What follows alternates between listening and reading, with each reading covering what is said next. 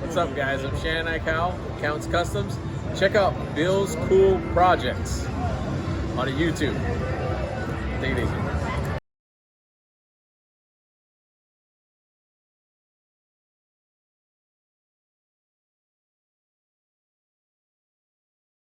Man, the back of the thing is looking really good.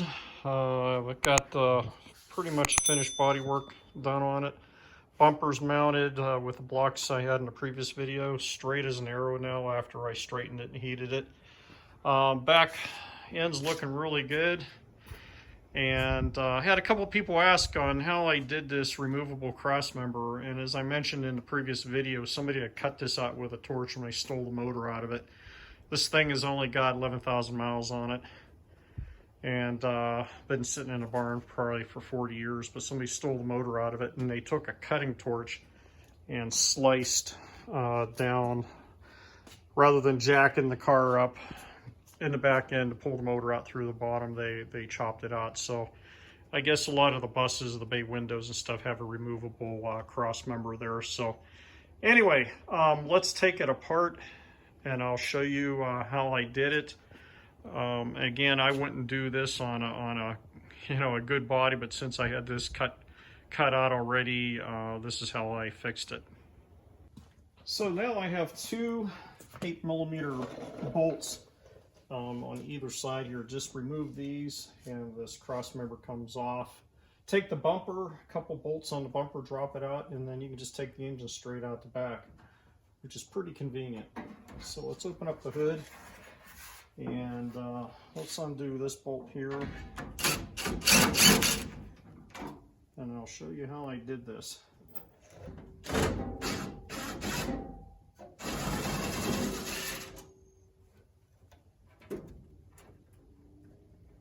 So all I do is take the cross member now, slide it down on the one end, pull it out of the pocket, and it's removable.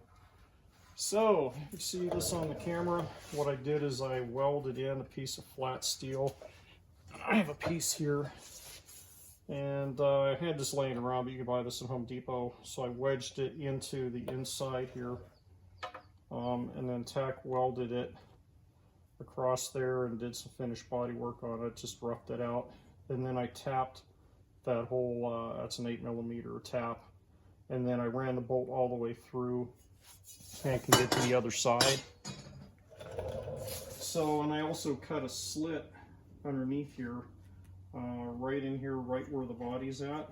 And I left this one intact. So to put it back in, put it in place, put the side pocket on like that, take that through the slot, line up the bolt holes,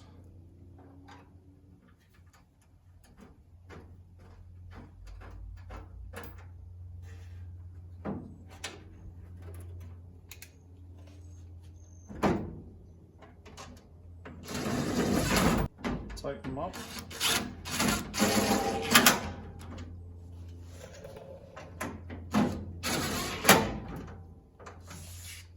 And that's pretty much it. So, man, just like some of the buses, just pop it out with two bolts and slide the motor straight out the back. It's going to make it convenient. So I cleaned out the floor in the thing, and I cannot believe the floor, as I mentioned in the previous video. This is just surface rust. I don't have any holes underneath the battery typically where they rot out. Just solid floor. Probably the first Volkswagen I've had, and I have maybe 22 or 23 Volkswagens in my life. First one I've ever had where the floor is intact. But what I don't understand is that the brake line on the Volkswagen, they'll run from the bulkhead, which is the master cylinder on the other side of the bulkhead, comes through underneath the clutch, wraps around, comes down through the inside or the outside of the tunnel, and then exits out the back wall here, and then goes into a T-block basically, and then feeds either brake cylinder on either side. But the floor, solid shape, but man, is this thing rotted. The brake line's totally rotted out. You can see I'm just bending it. And here's a piece that I took out already. And when you buy a Volkswagen, you might want to inspect this. So floor is solid, but man, this thing is just unbelievable how it's rotted out, just coming into pieces and falling apart. So naturally, that's not usable. So I'm going to replace that with some extra brake line I have left over from some of my hot rod builds. So in my hot rod builds, I like using the brake line. I make them up, and what I use is this nickel copper brake line. It easily bends just with your hands, or I've got brake line bending tools, but it never rusts. There's no way it's ever going to corrode. And I use a 3/16 inch, which will match up with what was in the Volkswagen here. And again, nickel copper, called Nicorp cop, I guess. You can buy it on Amazon or on eBay, buy a roll of 25 feet, it'll last you quite a while. And then what you do is you get these compression fittings that go on the end. So you have like a little ferrule that slides on the pipe before you put on the collar nut first, and then put on the ferrule, and then basically tighten it down. So what it ends up, this is just a little piece that I had left over, and you can see the Nicorp brake line, and then you see the ferrule inside there, if you can see that. Anyway, gives you a nice compression fitting there, and what you want to do is put a little flare with a flaring tool on the outside of that, and man, it works really, really good. So highly recommend the Nicorp, I guess they call it, for any brake lines you're going to do, and it'd be the last one you ever put in. It'll never corrode. So the next step is I'll do a pour 15 floor coating in here, which is like a 3-step process. I'll probably do YouTube on that, add it on, and it's going to have a degreaser, and then it has a rust converter, and then after that you put on the paint, which is basically it cures with moisture in the air, and that'll seal that literally forever. You could sink this probably down the bottom of the ocean and it's never going to rust again. Probably not to that extreme, but kind of get the idea. To back this into something, and it pushed the back end of the passenger side in a little bit, and so I pulled it out, and again, have it looking really good here.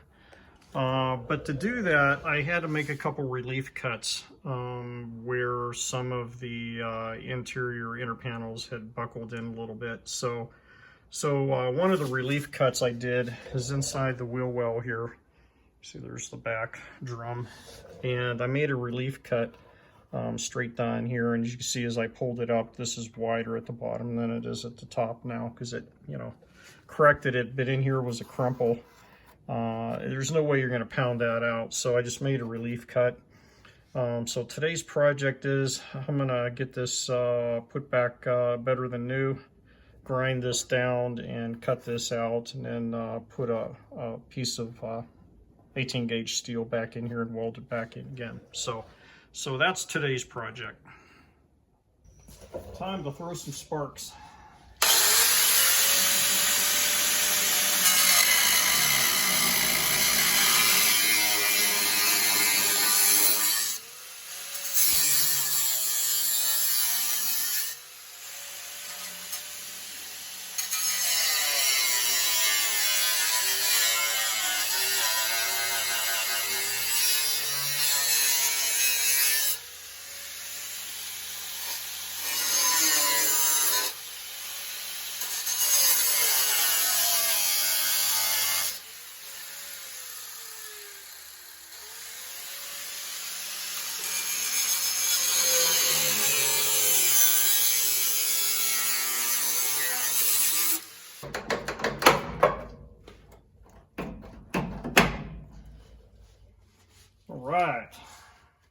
All right, get this cleaned up a little bit.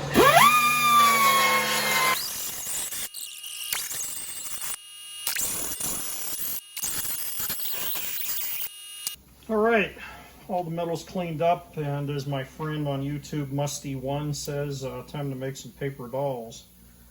So I just take regular copying paper, put it over here. And some of you guys know how to do this stuff already, but for the newer viewers and younger guys doing some repairs, this will come in handy on how to do this. And once you learn how to do this, making patterns, transferring it to steel, you can make any kind of patches you want. So I like taking it like this, put it in where I need it to be, hold it, and then just rub my fingernail down and kind of crease the paper, mark it. And I know there's ways of doing it with masking tape and some other stuff, but this is just the way I've always done it. And just leave a mark right where you need to cut it. Fingernail really works good. Let's make sure there's no sharp edges. And then I need to go around the bottom part here, so fold this around. I need to increase it with my finger. About where I need to make it. And now I have a rough pattern. Take and cut this out where I think it's going to be. I could always trim it or add on if it's off a little bit, but this usually gets me right in the ballpark where I need to be on these things. Simple way of doing it. Copying paper is really cheap.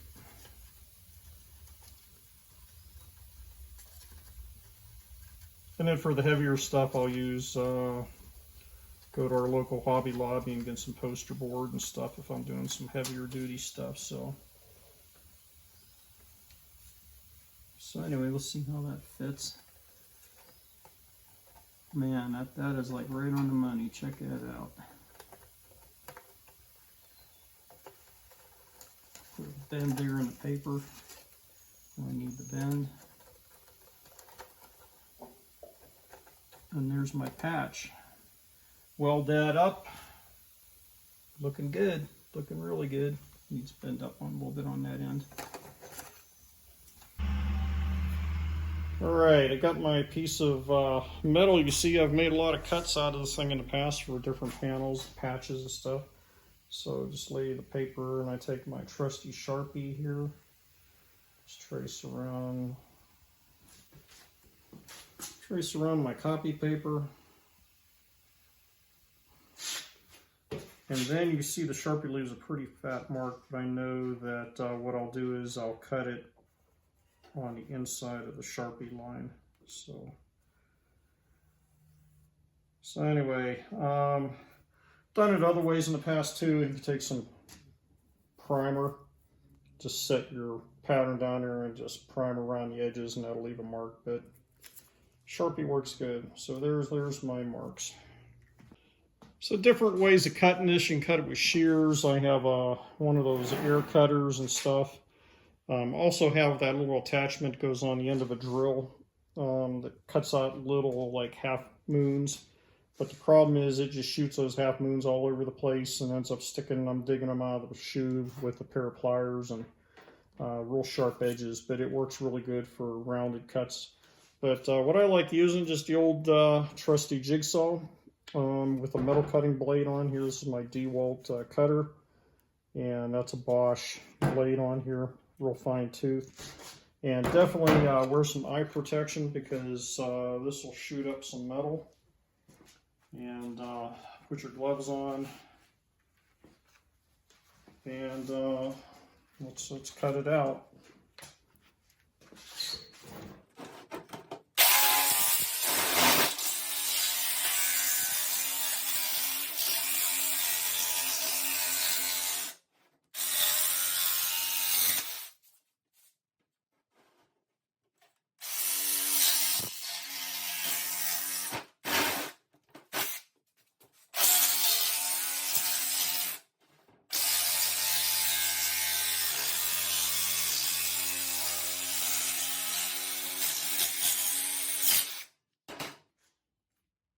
Done. Makes quick work of it. So just cleaned up all the edges on the bench grinder, and now I'm going to mark where I need my little bend. Right about there. And right about there. And I'll just put this in the vise and bend it. Make sure I bend it the right direction. All right, check that out. Man, you can make these things really fast. So it's ready to go. I'll put a couple magnets on either side of it. And I think I've got a couple of those right here. Hold it in place and I'm ready to get the welder out. So yeah, that worked good.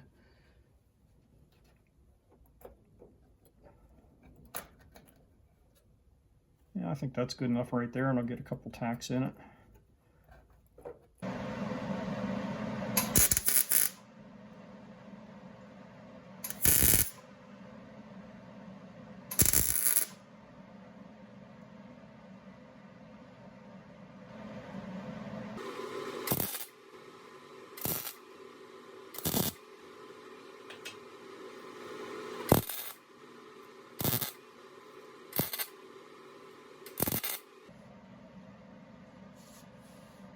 Let me shut this off.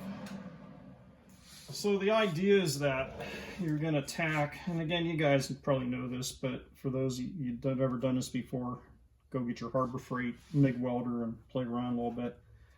But you want to tack around. You don't want to do a continuous weld because you'll start warping the steel. You'll heat the steel up and it'll start warping on you. So what you do is put a tack in here, let it cool, come up here, do a tack, go and just alternate all the way around. And eventually you'll fill everything in with weld. So there you go. Hopefully you can see that. Patch in, real quick way of doing it. That didn't take long at all. Got some acid etching primer on it. And I think since it's under the wheel well, next thing I'll do is I'll do some seam sealer, finish it up, and that'll be it. All right, so I'm in the engine compartment now. And again, to raise the back end, I showed you just previously a relief cut that I had to do. It was easier just to put a patch in to repair that. But I also made a relief cut right on the inside of this channel here. This is just lightweight steel. And you see the gap here after I corrected the pushing in on the back. It's pretty wide, and I don't think I want to totally cut out a patch and make paper dolls like I did on the last one. So technique I learned decades and decades ago, and again, some of you guys probably already know this. I take one of my TIG welding rods, and I forget, this is like 16th inch, something like that. And what I could do is put it in the slit, and then basically what I'll do is I'll just tack this in, and that'll fill up the gap. You see how that goes right in there. So anyway, I could stitch weld this all the way, just work it all the way down. But this is a whole heck of a lot easier. Then when I get to this point, I'll probably just tack it and then break off the rod while it's hot, and then come in and do this bottom section. So anyway, you see it's just sitting right there, and I'm going to go ahead and tack it in. I don't know if I get a camera view of this or not, but I'll give it a shot.